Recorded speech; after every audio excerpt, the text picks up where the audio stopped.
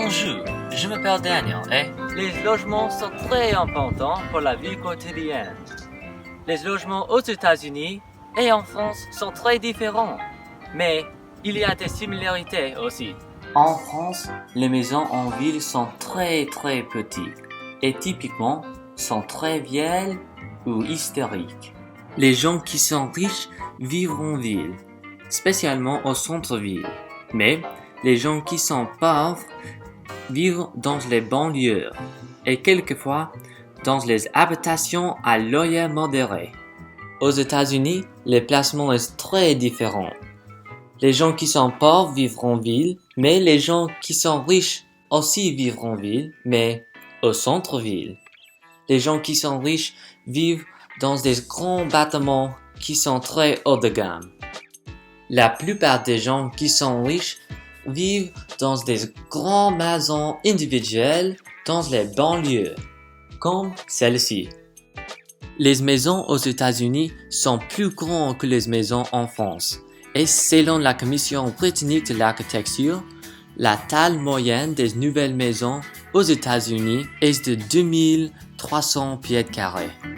Mais en France, la taille moyenne est de 1216 pieds carrés. La plupart des maisons en France sont très vieilles, mais les gens de la France remodelent leurs maisons à lieu de construire des nouvelles maisons.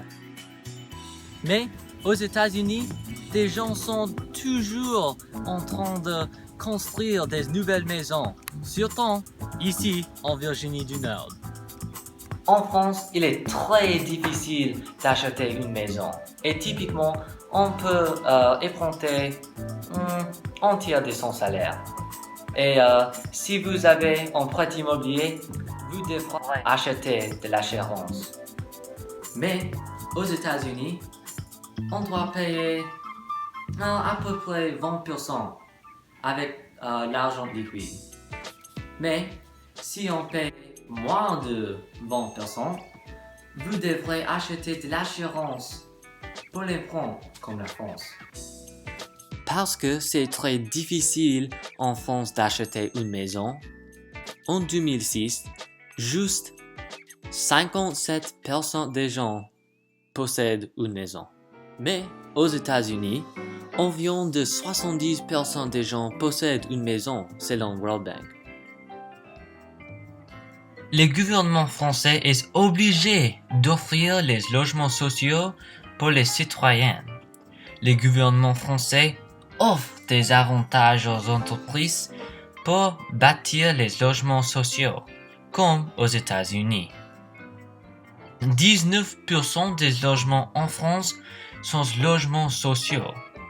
En plus, c'est plus facile en France d'obtenir un logement social qu'aux États-Unis. Environ 69% de la population de la France est éligible pour les logements sociaux. Par contre, la plupart des gens ne les utilisent pas. Merci, bonne journée, au revoir.